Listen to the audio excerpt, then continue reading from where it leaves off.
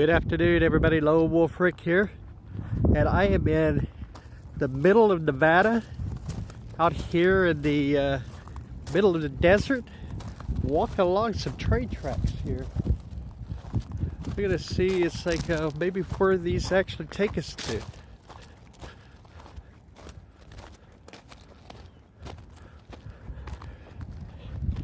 Take a look here at the tracks. And it is pretty rocky through here, but we're going to cross this bridge here and head on out and see where we go here. Walk on this little trestle thing here a little bit better. See what this bridge is covering up. Nothing but dirt. A little gully down there. Hey, I hope everybody's having a great day today. I'm just out kind of roaming around the state here, state of Nevada.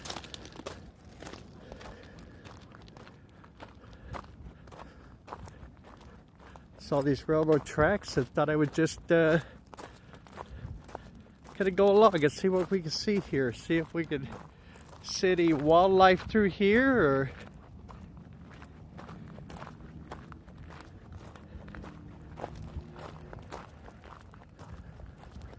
hopefully nothing too wild where I get attacked, but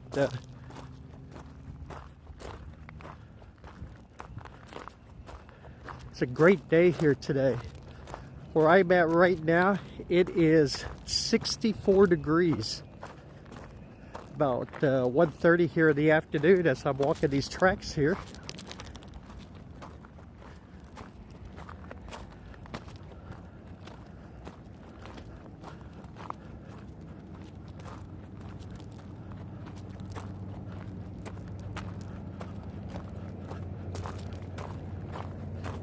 There's a little bit of a breeze earlier, but right now it's really nice. So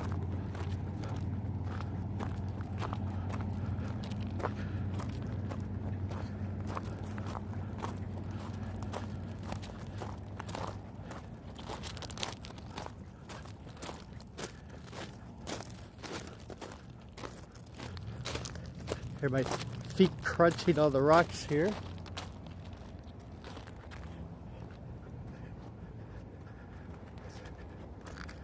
We'll walk on these railroad ties. Not as crunchy, not as loud.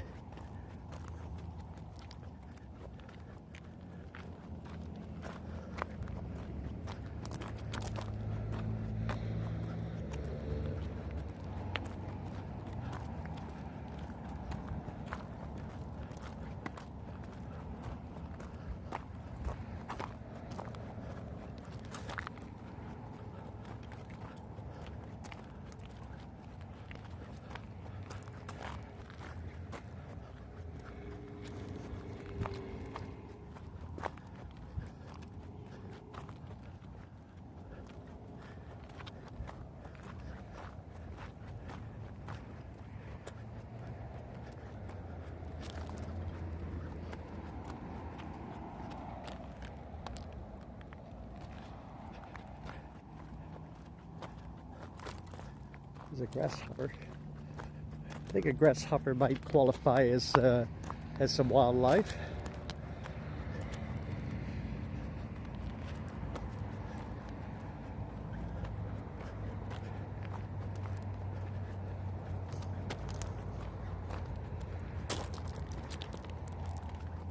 Remember when, I guess all I can speak for is myself, when you were a little kid, back in your hometown, and the closest railroad track, and you know, you'd have like that movie Stand By Me moment where you're just kind of walking the tracks all the time, and might put the penny down there so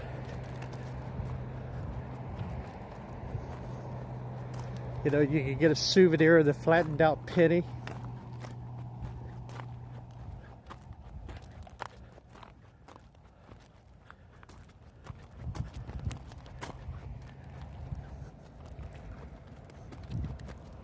Or you just ride your bicycle out and kind of sit along the side and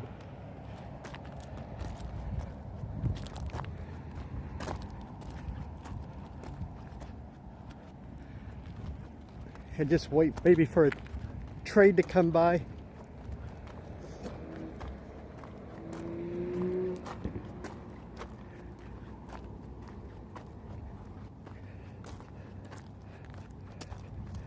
Keep in mind, I was a kid in the 60s, growing up. So my 0 to 10 years were the 1960s.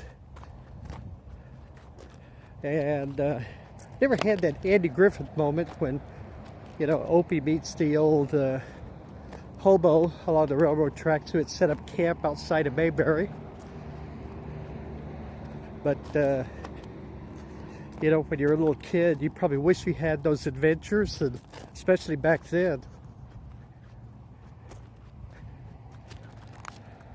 Of course, if you remember that episode when Opie found the old hobo guy would bring him food and everything, that old hobo guy was Buddy Epson, who ended up being Jed Clampett and Barnaby Jones and all kinds of great roles. And I actually had one time a chance to meet him with him and his wife when I was in hotel management out in Primm, Nevada. Him and his wife stayed there a couple of times. They would rent one of the small suites and check in and pretty much kept to themselves. He was a very, very nice man. At least my experience with him, he was a very, very nice man. And he came in probably just how people would maybe kind of remember him. Yeah, he would come in, it's like he'd be wearing a pair of overalls. Usually like a flannel shirt. And him and his wife used it as a little getaway trip just to have a couple of days of R&R.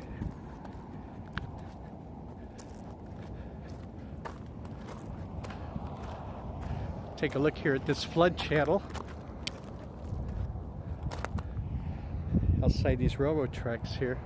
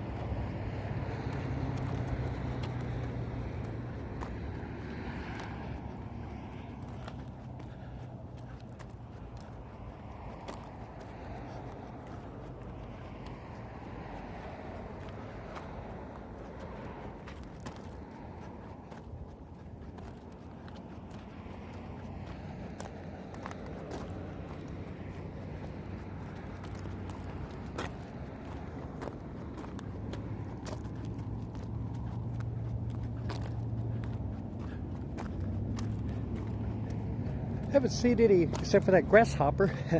Haven't seen any. I thought we'd probably see maybe some lizards and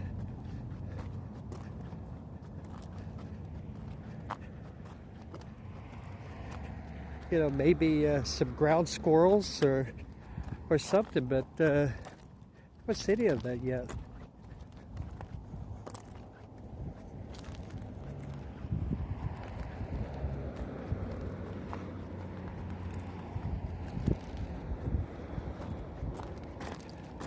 When I worked out at Primm, we had a lot of different stars that would stay out there. Chuck Norris stayed out there a few times. Him and Gary Primm were, I think, pretty good buds, and Keep looking back to see if make sure there's a train not coming behind me here, but it's all clear. But yeah, it's like Chuck Norris stayed out there a few times, and it was funny because he liked to shoot craps, and he would be right out there with all the hotel guests and stuff, the casino guests.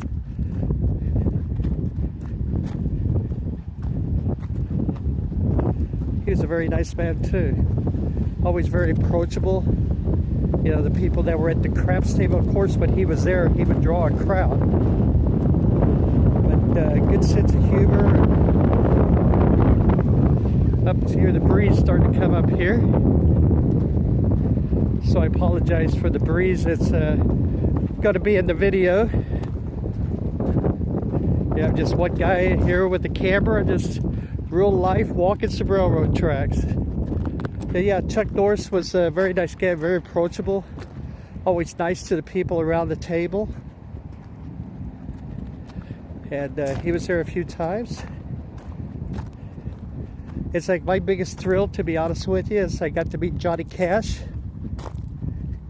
He actually performed out there and stayed at the Primm Valley property in one of the suites. A very nice man.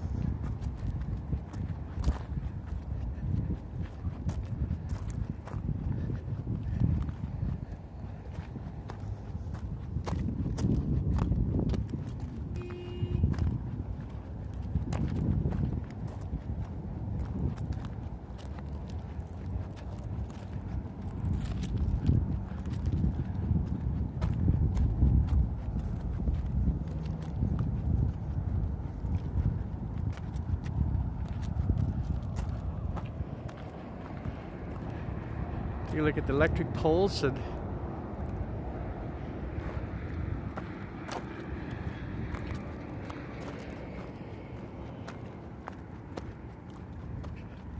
I can actually remember, I mean, most of the poles, it's like, you know, going through, I grew up in Oklahoma. Most of the poles growing up through the Oklahoma were all made of wood. And I was still fairly young, you know, probably my teenage years, when they started coming out with the, you know, the metal poles or aluminum or sheet metal, whatever these are made out of. And I remember when they started going up. And, you know, back during that time, that was considered progress. Now progress is considered a, I don't know what it's considered anymore.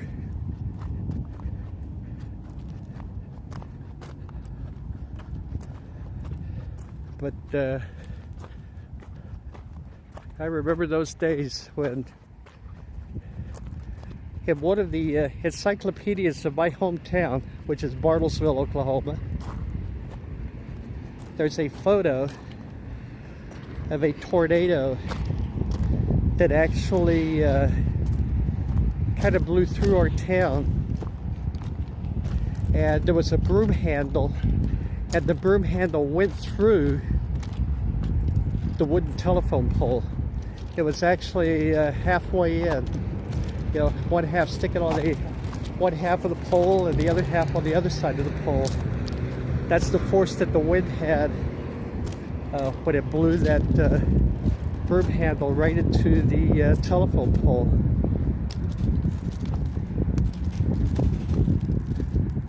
We're coming across this this bridge right here.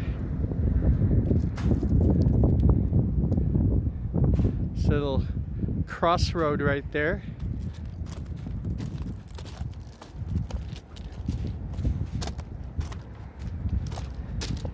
And believe it or not, I mean, this shows how far back that I'm on, on this bridge here. So I'm like checking back to see if a train's coming on the bridge before I have to take off running. But in my hometown, Bartlesville, Oklahoma, in 1958, one of the movie studio companies did a test program I chose Bartlesville, Oklahoma, because I guess it was like the average middle American town, and they actually put into homes pay-per-view movies. 1958. You could rent a box, and you could select first-run movies that were actually at the theater at that time, and watch them on your TV set.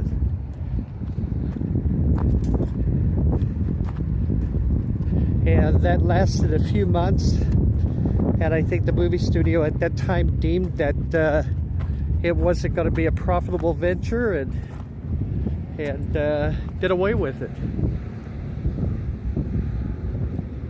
How about that, huh? So the first real streaming service for movies that we see now with, you know, Disney Plus and Paramount Plus and all these companies that all had streaming was actually 1958 and started in my hometown of Bartlesville, Oklahoma. Look it up.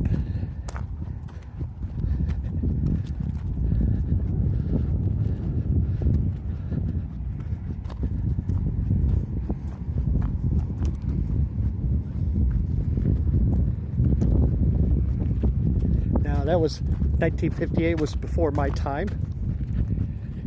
And I remember my mom talking about it, but I don't think they actually rented the box to do it. But I will say that my mom, when I was a little kid, was she was part of the Nielsen TV ratings, believe it or not. They would send her a booklet and had all the primetime shows in it. Keep in mind, during that time there was only 3 networks and PBS, but there was only 3 networks, and she would write in her book that kept a log of all the TV shows that they watched. And then, if I'm remembering right, on Sunday evenings they would call her, and then they would get the results of the log of everything that our family watched.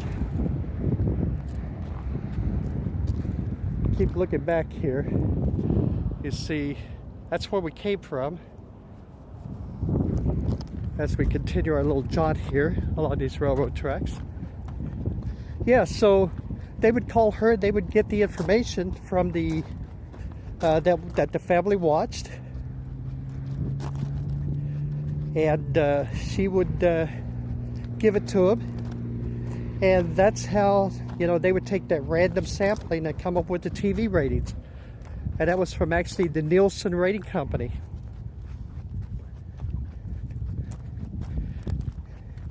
How interesting is that, huh?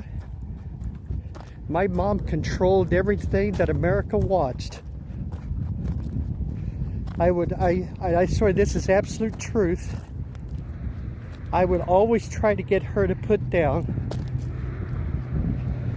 because my family, you know, my dad was a baker, so my dad got up about, you know, between 2 and 2:30 every morning. He worked for a company called Saga Foods, and they did the food service for Phillips Petroleum, where they fed, I don't know, I know it was over 5,000, 6,000 people a day. So he would go to work, and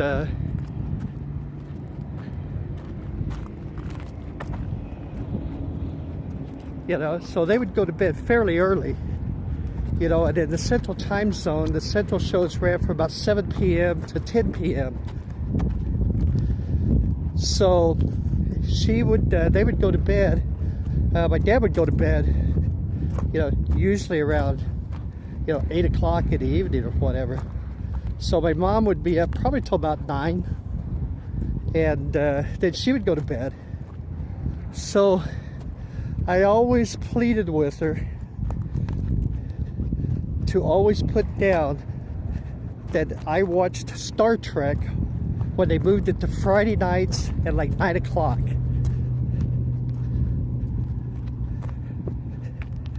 And I believe she did, actually. I believe she would put down because they were already in bed. And that's the only one I ever pleaded with her, was like Star Trek. So she would put down that, you know, they watch Star Trek.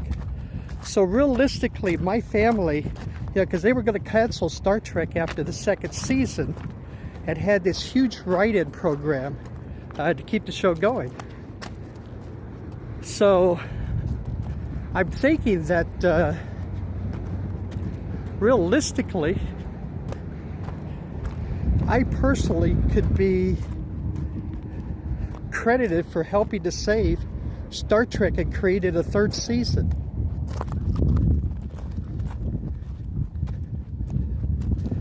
So believe it or not, you know, because our one household would put down that we watch Star Trek, so that represented, I don't know at that time how many thousands of people that would watch Star Trek. We kept the ratings just good enough, and with that write-in campaign to where NBC gave Star Trek a third season. How about that, huh?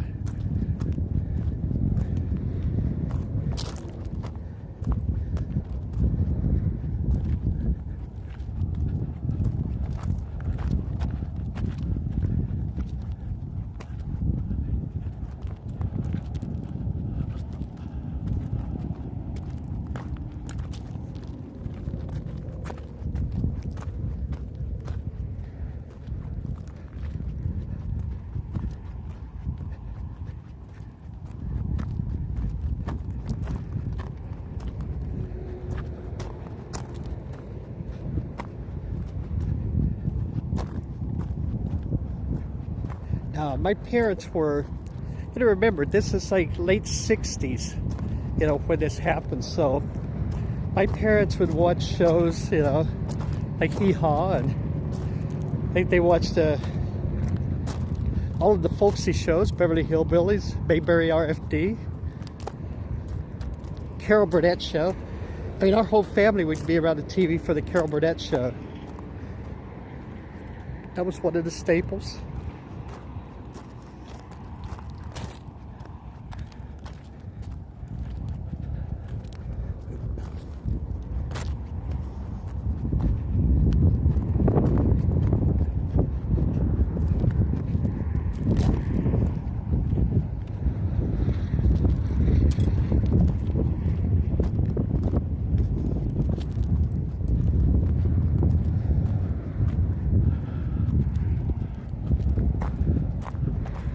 Alright, so we're still just kind of trudging along here, these railroad tracks.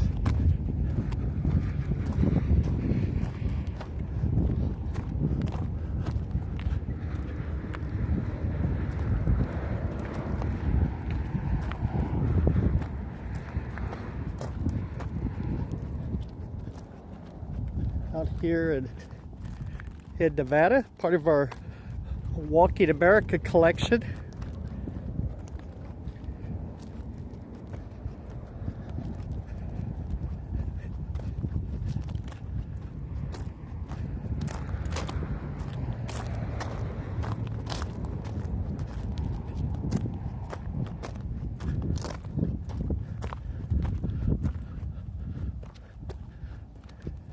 And I'm a little disappointed just because we didn't see, you know, one more time any kind of like reptiles or ground squirrels or anything. So I'm thinking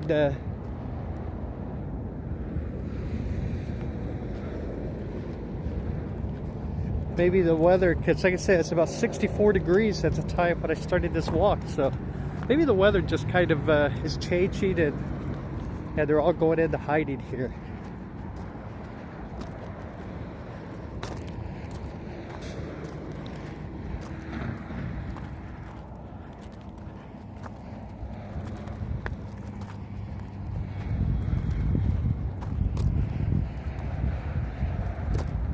Alright everybody, you know what? I think that's going to do it for this video.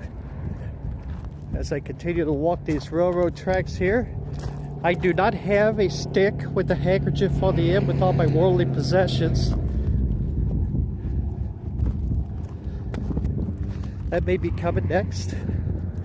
Who knows? If this series, our Walking Across America collection really takes off, who knows where my travels will take me as I walk through small towns and areas of all kinds of cool stuff here. Our channel is Lone Wolf Rick with Buddy and AB. I thank you very much. AB and I learned how to speak here. Thank you very, very much for watching our channel. And we thank our subscribers. Thank you very much for your support. And if you're new to the channel, hit that red subscribe button. You never know when we're going to show up next. All right, everybody, you take care of yourselves, okay? We take one last look here over at the mountain range and